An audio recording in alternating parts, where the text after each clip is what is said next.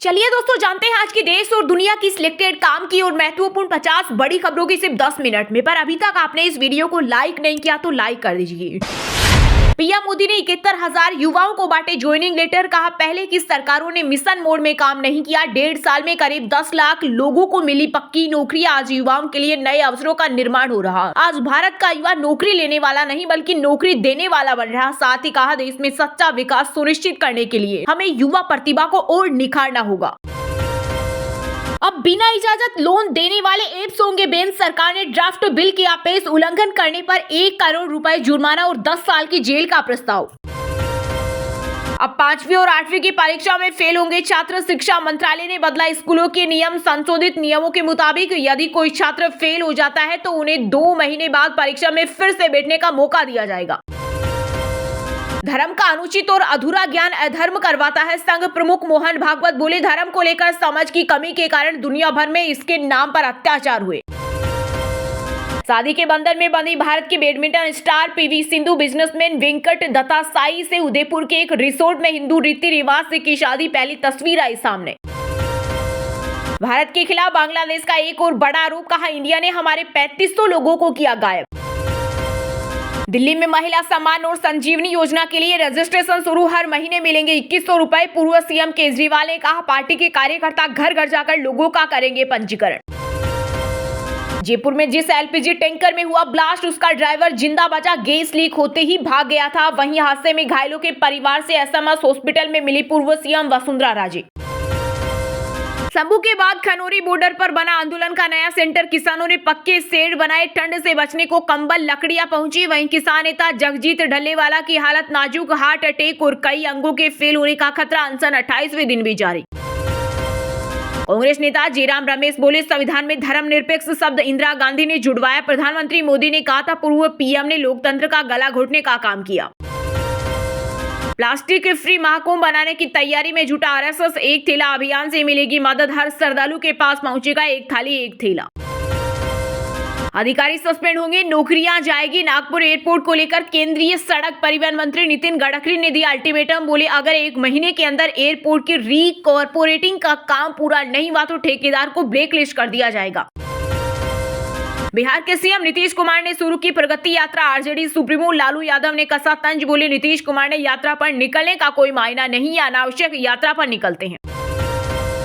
जम्मू कश्मीर में बसा 6000 Rohingya. 6 NGO जांच के घेरे में। रोहिंग्या को आवास के साथ आधार कार्ड और राशन कार्ड जैसे दस्तावेज हासिल करने में मदद की। कई साल से चल रहा था मानव तस्करी का नेटवर्क। योगी आदित्यनाथ की बायोपिक में दिखेगा बालपन से लेकर सीएम बनने तक का सफर। फिल्म सम्राट की शूटिंग की तस्वीरें आई सामने। अभिनेता अनंत वी जोशी मुख्य किरदार यानी योगी आदित्यनाथ का रोल प्ले करते नजर आएंगे। उत्तराखंड में -10 डिग्री पहुंचा तापमान। श्रीनगर में डल झील पर आधा इंच बर्फ की परत। बद्रीनाथ में झरना जमा। राजस्थान और उत्तर प्रदेश में बारिश के आसार। एमपी में ओले गिरने का अलर्ट। पंजाब की झांकी 26 जनवरी की परेड में होगी शामिल। बीते साल हुआ था विवाद। इस बार परेड में कुल 15 राज्यों और केंद्र शासित प्रदेशों की झांकियां होंगी शामिल। सबसे प्रदूषित शहर 100 करोड़ का शराब घोटाला। 10 साल में दिल्ली बेहाल। आम आदमी पार्टी के खिलाफ भाजपा ने जारी किया आरोप पत्र। बीजेपी सांसद अनुराग ठाकुर ने अरविंद केजरीवाल पर साधा निशाना। बोले, पाप धोते धोते यमुना भी काली हो गई। अहमदाबाद में बाबा साहेब की मूर्ति की नाक तोड़ी गई। बड़ी संख्या में सड़कों पर उतरे लोग। आरोपियों को गिरफ्तार कर जुलूस निकालने की मांग। कवि कुमार विश्वास ने इशारों में सोनाक्षी सिन्हा को किया टारगेट। कवि सम्मेलन में कहा, अपने घर के बच्चों को रामायण सुनाइए, गीता पढ़ाइए, वरना ऐसा न हो जाए कि आपके घर का नाम तो रामायण हो और आपकी श्री लक्ष्मी को कोई और उठा कर ले जाए। एयरफोर्स में फाइटर जेट्स और पायलटों की कमी। 114 फाइटर जेट की डील पेंडिंग। तेजस की डिलीवरी 2028 तक। सरकार ने बनाई कमेटी। ढल्लेवाल पर सुप्रीम कोर्ट में पेश रिपोर्ट गलत। अमेरिकी डॉक्टर बोले, किसान नेता की इम्यूनिटी कमजोर हुई। इन्फेक्शन का खतरा। उनकी जिंदगी के साथ हो रही राजनीति। बीते दिन सोना 787 महंगा 76,164 रुपए प्रति 10 ग्राम पर पहुंचा। वहीं चांदी की कीमत में भी 2,268 की हुई बढ़ोतरी। यह 87,400 रुपए प्रति किलोग्राम पहुंची। जम्मू कश्मीर में आतंकवाद पर आखिरी वार। दहशतगर्दों के खात्मे के लिए पुलिस को मिलेंगे अत्याधुनिक उपकरण। संभल में खुदाई पर श्री राम जन्मभूमि मंदिर के मुख्य पुजारी आचार्य सत्येंद्र दास का बड़ा बयान। कहा, मिल रहे हिंदू पक्ष के सारे सबूत। सीमा हैदर हुई प्रेग्नेंट, सचिन के बच्चे की बनेगी मां। सीमा ने इस गुड न्यूज को कैमरे के सामने प्रेगनेंसी किट दिखाते हुए वीडियो के जरिए अपने फॉलोअर्स के साथ शेयर किया। यूपी उपचुनाव में बसपा की करारी हार के बाद एक्शन में पार्टी प्रमुख मायावती 16 माह में 6वीं बार बदले गए जिला अध्यक्ष। महाराष्ट्र के परभणी में 10 दिसंबर को अंबेडकर स्मारक में हुई तोड़फोड़ की घटना के 12 दिन बाद कांग्रेस नेता राहुल गांधी पहुंचे। मृतक सोमनाथ के परिवार से मिले, बोले मुझे पोस्टमार्टम रिपोर्ट और तस्वीरें दिखाई। 100% कस्टडी में हुई मौत। सीएम फडणवीस ने विधानसभा में झूठ बोला। प्रियंका राहुल को सांप्रदायिक मुस्लिमों का सपोर्ट। कम्युनिस्ट नेता विजय राघवन बोले इन्हीं की वजह से दोनों वायनाड से जीते। राहुल गांधी विपक्ष के नेता बने। बांग्लादेश ने भारत को लिखा राजनयिक पत्र। अब्दस्त प्रधानमंत्री शेख हसीना को वापस ढाका भेजने की मांग की। दरअसल 77 वर्षीय आवामी लीग नेता 5 अगस्त से भारत में रह रही है, जब उन्हें बड़े पैमाने पर विरोध प्रदर्शनों के बीच बांग्लादेश छोड़ना पड़ा था। यूपी में 3 खालिस्तानी आतंकी एनकाउंटर में ढेर। पीलीभीत और पंजाब पुलिस का ऑपरेशन। गुरदासपुरा में चौकी पर किया था ग्रेनेड अटैक। 2 AK-47 और कारतूस बरामद। 2 सिपाही जख्मी। 350 फ्लाइट खड़े होने की क्षमता। 3.7 किलोमीटर लंबा रनवे। नवी मुंबई एयरपोर्ट से जल्द शुरू होगी उड़ानें। साउथ अभिनेता अल्लू अर्जुन के घर पर पथराव और तोड़फोड़ करने के आरोप में 6 लोगों के खिलाफ मामला दर्ज। पुष्पा 2 के प्रीमियम के दौरान मची भगदड़ में मारी गई महिला के परिवार को 1 करोड़ रुपए का मुआवजा देने की कर रहे थे मांग। अमेरिका के नवनिर्वाचित राष्ट्रपति डोनाल्ड ट्रंप की टीम में एक और भारतवंशी श्रीराम कृष्णन को बनाए वरिष्ठ नीति सलाहकार। बेंगलुरु में सॉफ्टवेयर इंजीनियर को डिजिटल अरेस्ट कर 11 करोड़ वसूले ठगों ने ट्राई अधिकारी बनकर की कॉल। आधार सिम के फर्जी इस्तेमाल की जानकारी देकर डराया। स्टीयरिंग और थ्रोटल में खराबी से हुआ मुंबई नव हादसा। नेवी सूत्रों का दावा क्रू को बोट में खराबी की जानकारी थी। दुर्घटना में 15 लोगों की मौत हुई थी। अमेजन फाउंडर जेफ 55 साल की गर्लफ्रेंड से शादी करेंगे। 60 साल के बेजोस दुनिया के दूसरे सबसे अमीर कारोबारी। 2019 में तलाक हुआ था।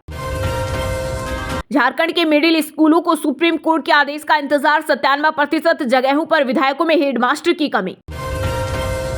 भारतीय टीम के पूर्व क्रिकेटर विनोद कांबली की अचानक खराब हुई तबीयत। देर रात ठाणे के प्रगति हॉस्पिटल में करवाया गया भर्ती। देश की टॉप 10 कंपनियों की मार्केट वैल्यू 4.95 लाख करोड़ घटी। टीसीएस टॉप लूजर रही। इसकी वैल्यू 1.10 लाख करोड़ घटकर 15.8 लाख करोड़ हुई। एलोन मस्क के ट्रम्प कार से टेस्ला ने बनाया रिकॉर्ड। 6 हफ्तों में कमा डाले 48 लाख करोड़, जो कि भारत के मौजूदा वित्त वर्ष के कुल बजट के आसपास है। इसरो ने खास मिशन POEM के लिए की तैयारी। पहली बार जीवित कोशिकाओं को अंतरिक्ष में भेजकर होगा टेस्ट। जिन चीजों को अंतरिक्ष में भेजा जाएगा उनमें पालक, लोबिया और गट बैक्टीरिया शामिल है। पूर्व पीएम चौधरी चरण सिंह की जयंती पर यूपी विधानसभा में किसान सम्मान दिवस पर किया गया आयोजन। सीएम योगी बोले अन्नदाताओं को समृद्ध बना रही सरकार। देश को समृद्ध बनाने के लिए किसान को समृद्ध बनाना पड़ेगा।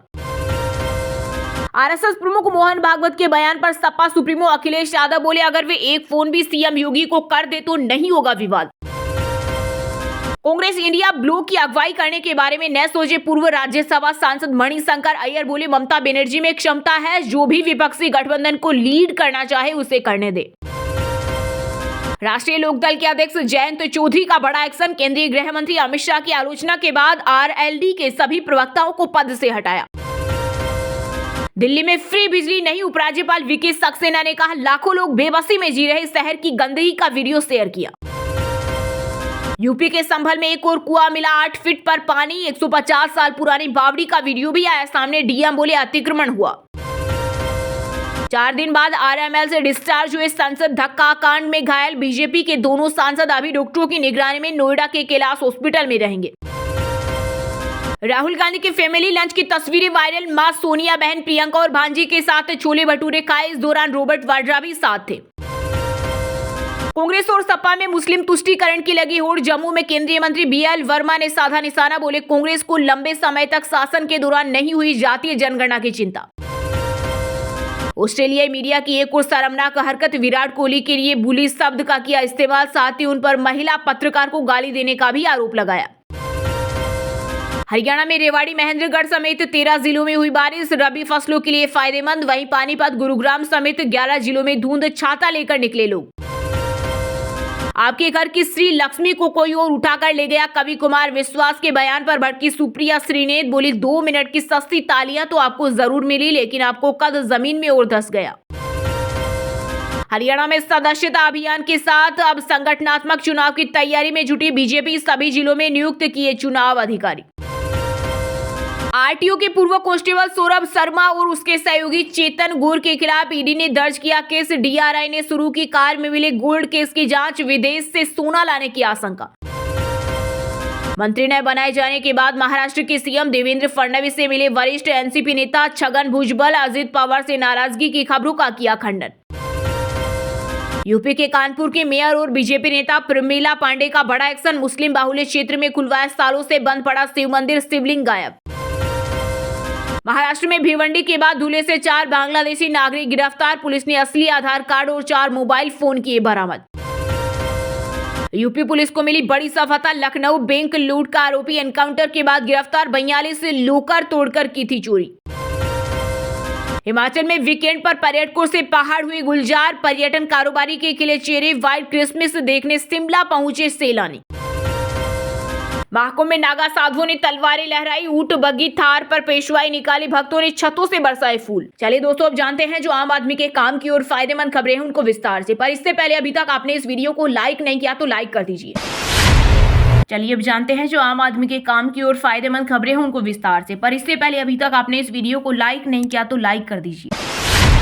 पीएम मोदी ने 71,000 युवाओं को बांटे ज्वाइनिंग लेटर, कहा पहले की सरकारों ने मिशन मोड में काम किया, 1.5 साल में करीब 10 लाख लोगों को मिली पक्की नौकरी, आज युवाओं के लिए नए अवसरों का निर्माण हो रहा। जी हां, प्रधानमंत्री नरेंद्र मोदी ने सोमवार को देश के 45 जगह पर आयोजित रोजगार मेले में 71,000 युवाओं को वीडियो कॉन्फ्रेंसिंग के जरिए ज्वाइनिंग लेटर बांटे। 2024 लोकसभा चुनाव के बाद पीएम के तीसरे कार्यकाल का यह दूसरा रोजगार मेला है। इस दौरान पीएम मोदी ने कहा, पिछले 1.5 साल में हमारी सरकार में करीब 10 लाख पक्की नौकरियां दी गई, पहले की सरकारों ने ऐसा नहीं किया, आज युवाओं के लिए नए अवसरों का निर्माण हो रहा है। दरअसल रोजगार मेले की शुरुआत अक्टूबर 2022 में हुई थी। अब तक 14 मेले में 9.22 लाख से ज्यादा युवाओं को नौकरी दी जा चुकी है। इससे पहले आखिरी रोजगार मेला 29 अक्टूबर 2024 को आयोजित किया गया था, जिसमें 51,000 से ज्यादा लोगों को ज्वाइनिंग लेटर बांटा गया था। अपने संबोधन के दौरान प्रधानमंत्री ने कहा, भारत ने 2047 तक विकसित भारत के निर्माण का संकल्प लिया है। हमें इस संकल्प पर भरोसा है और लक्ष्य की प्राप्ति का विश्वास है, क्योंकि भारत में हर नीति और हर निर्णय के केंद्र में भारत का प्रतिभाशाली युवा है। पीएम ने कहा, आज हम दुनिया की 5वीं सबसे बड़ी इकोनॉमी बन गए और तीसरा सबसे बड़ा स्टार्टअप इकोसिस्टम भारत है। देश ने अपने स्पेस डिफेंस सेक्टर में नीतियां बदली है और मैन्युफैक्चरिंग पर जोर दिया है। इसका फायदा भारत के युवाओं को होगा, वो सब जगह अपना परचम लहरा रहे हैं। मोदी ने आगे कहा, आज हजारों बेटियों को भी नियुक्ति पत्र दिए गए। प्रयास है कि हर क्षेत्र में महिलाएं आत्मनिर्भर बने। सुकन्या समृद्धि योजना से निश्चित किया कि उनकी पढ़ाई में आर्थिक परेशानी न आए। जनधन खाते खोले जाएंगे, जिससे सरकारी योजनाओं का फायदा सीधे मिलेगा। मुद्रा योजना से महिलाओं को बिना गारंटी लोन मिलने लगेगा। प्रधानमंत्री ने कहा, आज युवा अपना स्टार्टअप शुरू करने का फैसला करता है तो पूरा इकोसिस्टम सहयोग के लिए मिलता है। रीन्यूएबल एनर्जी से लेकर ऑर्गेनिक फार्मिंग, स्पेस से लेकर डिफेंस, टूरिज्म से लेकर वेलनेस तक हर सेक्टर में देश नई ऊंचाइयां छू रहा है।